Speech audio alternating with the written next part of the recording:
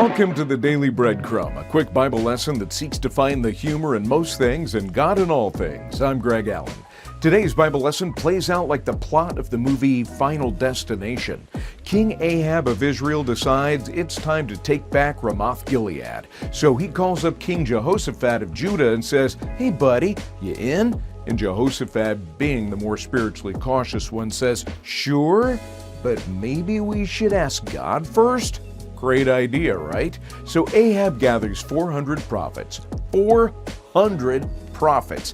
It was like a prophet pep rally.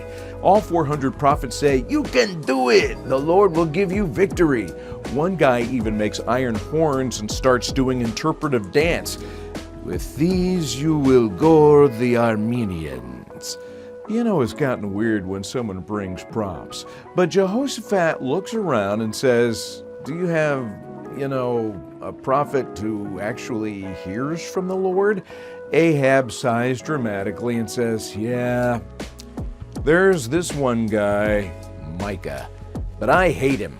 He never says anything good about me. In other words, I unfollowed him because he posts facts." So they bring in Micah. At first, he sarcastically says, "Oh, sure, go ahead. You'll win for sure." Ahab squints and says, "Don't mess with me, man. Tell me the truth." So Micah says, "Fine, you're going to lose, and you're going to die." Silence. Then he adds, "Also, all these prophets are dum-dums, and they've all been fooled." Well, that doesn't go over so well. In fact, one of the 400 prophets goes over and slaps Micah across the face. So Ahab does what all wise leaders do when confronted with the truth. He throws Micah in prison and goes to battle anyway. But here's my favorite part. Ahab decides to disguise himself in battle. He's like, "I'll trick prophecy by wearing camouflage." I don't know, maybe he thought God wouldn't recognize him in shades and a ball cap? Then the Bible says a random soldier shoots a random arrow at random. And it just so happens to land in the one tiny gap in Ahab's armor. It was as if the arrow had divine GPS.